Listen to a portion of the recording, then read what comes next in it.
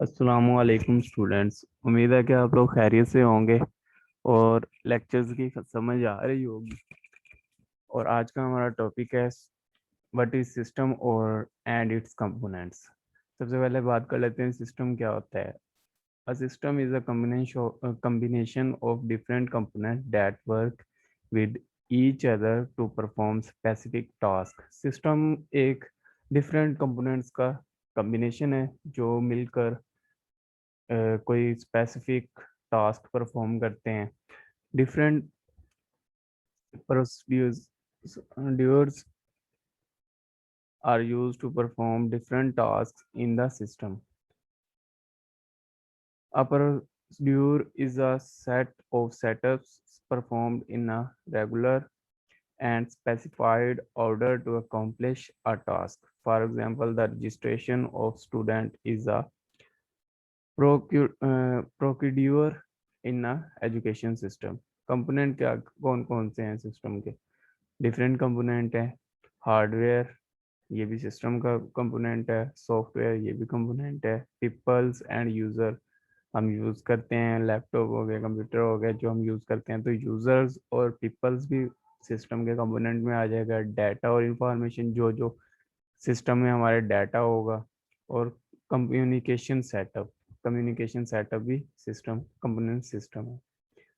और इसके बाद आ जाता है SDLC क्या है और इसके डिफरेंट फेजेस कौन कौन से हैं। सबसे पहले बात कर लेते हैं SDLC। SDLC stands for System Development Life Cycle. It is a set of different setup that are performed to develop a system। इसके डिफरेंट सेटअप हैं जो परफॉर्म करते हैं सिस्टम को डेवलप करने के लिए। It is an organised way to developing successful system. It consist of different phases. These phases are as following. वो कौन कौन से हो सकते हैं? पहला आ जाता है preliminary investigation, system analysis, system design, system coding, system testing, system implementations, system maintenance। preliminary investigation।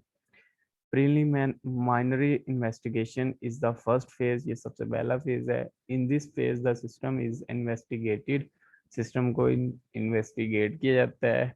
the objective of this phase is to conduct an initial analysis and finding of system as follows। इसमें से जो find किए जाते हैं initial analyse को कौन कौन से? System identification, system scope, alternative solution, feasibility study, preliminary plan. और उसके बाद आता है सिस्टम एनालिसिस क्या है। In this phase the current business system is studied in detail to find out how it works and how to prove it. इस फेज में डिटेल के साथ स्टडी किया जाता है और ये तलाश करने की कोशिश की जाती है कि जो हम कह रहे हैं उसको इम्प्रूव करने के लिए, जो ये काम करता है उसको इम्प्रूव करने के लिए हम डिटेल से दूसरे को बंदे को बता सकें। The analyst conduct the following activities need analysis। Analysis की ज़रूरत पड़ती है। डाटा गैदरिंग, डाटा इकट्ठा करना, डाटा एनालिसिस, एनालिसिस रिपोर्ट। ये उनकी ये बनी हुई है। Preliminary investigation, system analysis, system design, system coding, system testing, system implementation and system maintenance. उसके बाद है सिस्टम डिज़ाइन। सिस्टम डिज़ाइन क्या होता है? System design phase is use to design logical and physical model of new system. The system design states how new system will meet the requirement identified in analysis phase। आगे आ जाता है coding. This phase consists of writing programs for the system। Single program or a team of a programmer develop the systems using different tools। This phase requires a lot of time, efforts, and budget to develop the complete system। Coding में ये check करते हैं कि जो programme right किया गया है वो सिंगल प्रोग्रामर ने किया है या किसी टीम प्रोग्रामर्स की जो टीम है उन्होंने डेवलप किया है डिफरेंट टूल्स को यूज करके करते हुए। और उसके बाद आते हैं टेस्टिंग। कोडिंग भी हो गई सबसे पहले, इन्वेस्टिगेशन, उसके बाद फिर एनालिसिस, सिस्टम एनालिसिस हो गया, फिर सिस्टम को डिज़ाइन कर लिया, फिर हमने उसकी कोडिंग कर ली, फिर उसके बाद आती है टेस्टिंग। टेस्टिंग हम सॉफ्टवेयर की जिस तरह टेस्टिंग करते हैं उसकी फिर होती है testing. Complete testing of the system is very important. Test करना बड़ा ही अहम है सिस्टम में। A system must be tested to detect and remove error in it. Testing के दौरान इसमें से जो वो एरर आते हैं उसको रिमूव कर देते हैं। उसके बाद the system is test by giving sample data. उसके बाद आ जाता है implementation. Implementation consist of installing the hardware, software, and files.